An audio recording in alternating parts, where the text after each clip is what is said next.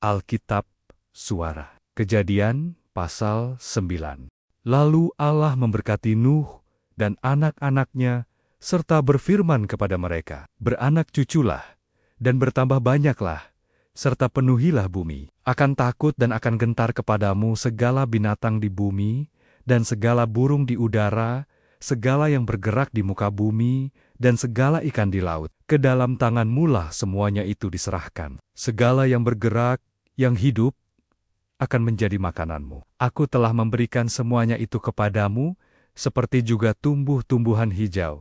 Hanya daging yang masih ada nyawanya, yakni darahnya, janganlah kamu makan. Tetapi mengenai darah kamu, yakni nyawa kamu, aku akan menuntut balasnya. Dari segala binatang aku akan menuntutnya, dan dari setiap manusia aku akan menuntut nyawa sesama manusia. Siapa yang menumpahkan darah manusia, darahnya akan tertumpah oleh manusia. Sebab Allah membuat manusia itu menurut gambarnya sendiri.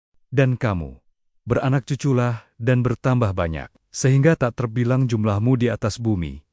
Ya, bertambah banyaklah di atasnya. Berfirmanlah Allah kepada Nuh dan kepada anak-anaknya yang bersama-sama dengan dia. Sesungguhnya aku mengadakan perjanjianku dengan kamu, dan dengan keturunanmu, dan dengan segala makhluk hidup yang bersama-sama dengan kamu.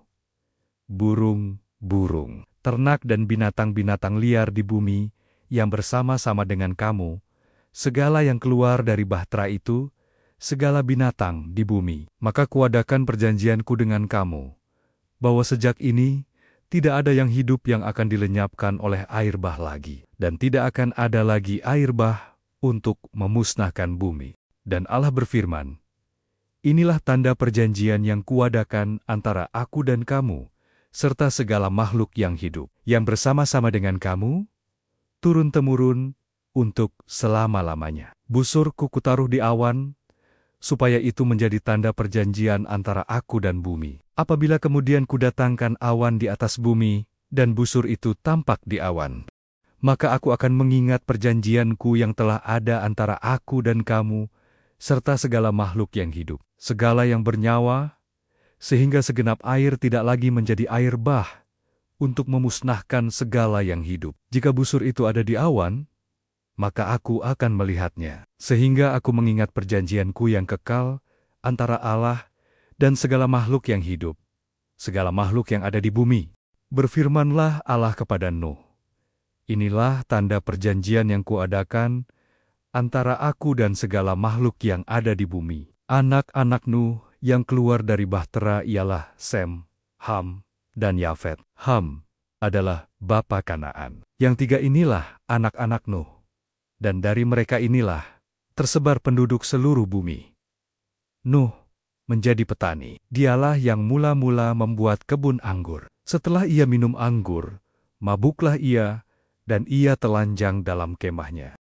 Maka Ham, bapa Kanaan itu, melihat aurat ayahnya, lalu diceritakannya kepada kedua saudaranya di luar. Sesudah itu Sem dan Yafet mengambil sehelai kain dan membentangkannya pada bahu mereka berdua, lalu mereka berjalan mundur. Mereka menutupi aurat ayahnya sambil berpaling muka, sehingga mereka tidak melihat aurat ayahnya. Setelah Nuh sadar dari mabuknya dan mendengar apa yang dilakukan anak bungsunya kepadanya, berkatalah ia, "Terkutuklah Kanaan, hendaklah ia menjadi hamba yang paling hina bagi saudara-saudaranya." Lagi katanya, "Terpujilah Tuhan, Allah Sem, tetapi hendaklah Kanaan menjadi hamba baginya."